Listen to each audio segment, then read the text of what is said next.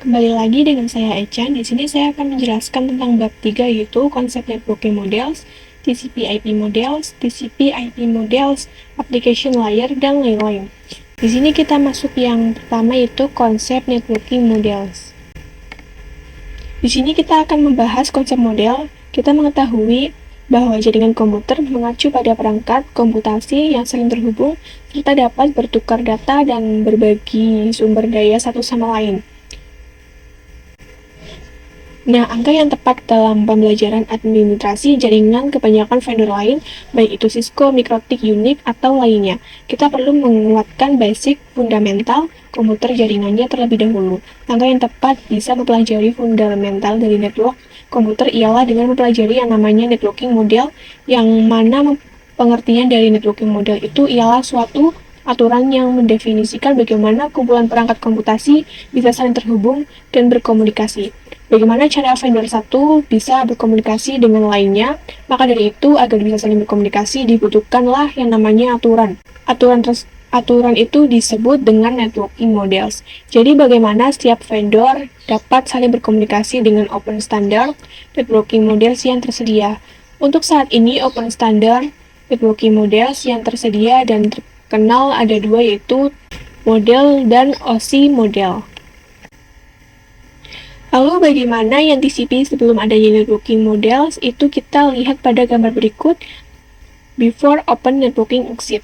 Yang mana sebelum ada networking models, ada itu setiap vendor memiliki networking modelnya tersendiri. Salah satu contohnya di 1947 di vendor IBM yang bernama SNA. Ketika setiap vendor memiliki model tersendiri, maka akan timbul masalah. Nah, masalahnya apa? Masalahnya jika suatu jaringan komputer itu terdiri dari beberapa vendor dan setiap vendor memiliki networkingnya sendiri-sendiri, maka itu akan timbul kesulitan untuk menghubungkan antara vendor karena mereka semuanya memiliki modelnya tersendiri. Nah, maka dari itu dibuatnya web network model yang mana itu dia sebagai pembuka dari setiap vendor untuk bisa saling berkomunikasi dan tujuan untuk menjabatani untuk antara vendor satu dengan vendor yang lain. Kemudian jika kita menghubung dari kedua network ke vendor tersebut, untuk exit model dibuat oleh lembaga ISO, adapun TCP/IP dibuat oleh lembaga DoD, dan juga sering digunakan konsep dari TCP/IP model. Kita masuk ke materi selanjutnya yaitu TCP/IP model. Jadi TCP/IP ini mendefinisikan suatu protokol yang mana ini bertujuan agar antara perangkat komputasi utamanya yang berbeda network, lalu bisa saling terhubung untuk membantu memahami networking. Ini maka setiap networking ini dipecah menjadi beberapa bagian yang disebut sebagai layer. Cara dokumentasi TCP/IP model terdiri dari 4 layers, namun penerapan dalam real networks TCP atau IP model lebih mudah untuk dibagi menjadi 5 layer. TCP/IP model merupakan jenis networking model yang saat ini sering digunakan. Jadi TCP itu mendefinisikan protokol agar antar komputer utamanya yang berbeda network itu bisa saling komunikasi. Kemudian kita masuk ke materi selanjutnya yaitu TCP/IP model application layer. Application layer berfungsi sebagai alat penghubung antarmuka dengan aplikasi, mengatur bagaimana aplikasi dapat mengakses jaringan dan kemudian membuat pesan-pesan berskala. Sebagai contoh, saya akan mengambil yang HTTP. Kalian bisa perhatikan topologi di sini. HTTP itu digunakan ketika kita mengakses suatu web server. Lalu ketika klien merequest website, maka web server ini akan memberi jawaban request kliennya yang mana ini terdiri dari HTTP header, kemudian data-data hasil inputnya.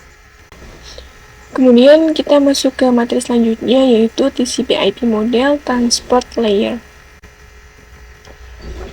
Jadi fungsi dari transport layer adalah menyajikan atau memberikan service ke application layer transfer data. Berbeda TCP dan UDP, kalian bisa lihat di sini. Nah, di sini fungsi dari transport layer bahwasanya untuk memberikan ke service application layer. Salah satu service tersebut yang disediakan oleh transport layer. Di sini saya menggunakan TCP. Yang mana salah satu mekanisme yang disediakan oleh transport layer, khususnya pada TCP itu adalah error recovery mechanism.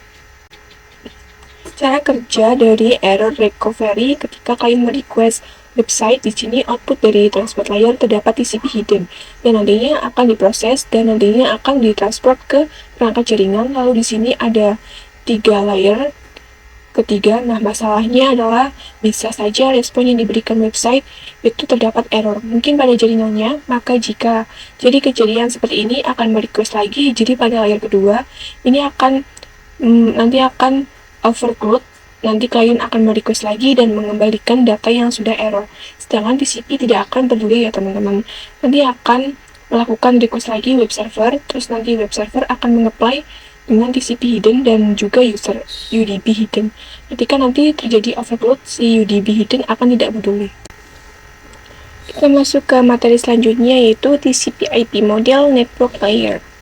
Kalian bisa perhatikan di sini bahwa network layer hanya terdapat satu contoh, yaitu IP, yang mana IP berfungsi untuk menyambungkan satu perangkat dengan perangkat yang lain.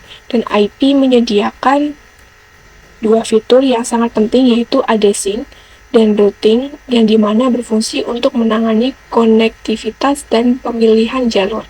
Setiap perangkat jaringan memerlukan alamat unik di jaringan. Kita bahas yang addressing dulu. Jadi kalau yang addressing itu bahwa IP address itu tersendiri, yaitu memberikan nama pada perangkat di jaringan komputer. Nah, jenis IP address ada dua, yaitu IPv4 dan IP mixes, yang mana untuk versi V4 terdiri dari 23 bit, dan sedangkan UTP IP mixes yaitu terdiri dari 6 dan juga 128 bit. Di sini kita mengambil contoh yang addressing.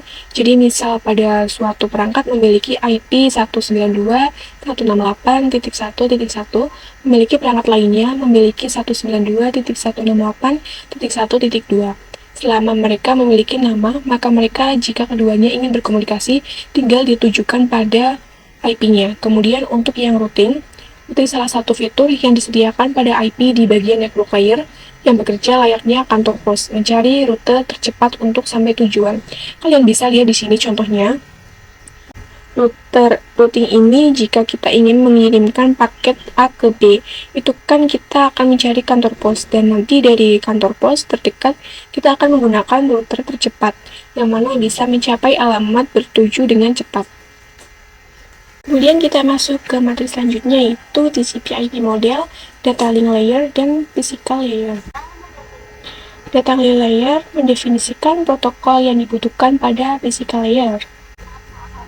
Kemudian salah satu fitur pada data link layer ialah PCS, Frame Check Sequence, yaitu error detection mechanism, hanya mendeteksi error tanpa recovery.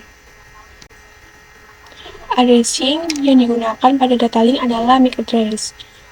Sedangkan physical layer mendefinisikan coupling pada suatu jaringan komputer, mendefinisikan secara fisik apa yang digunakan untuk menghubungkan antar device.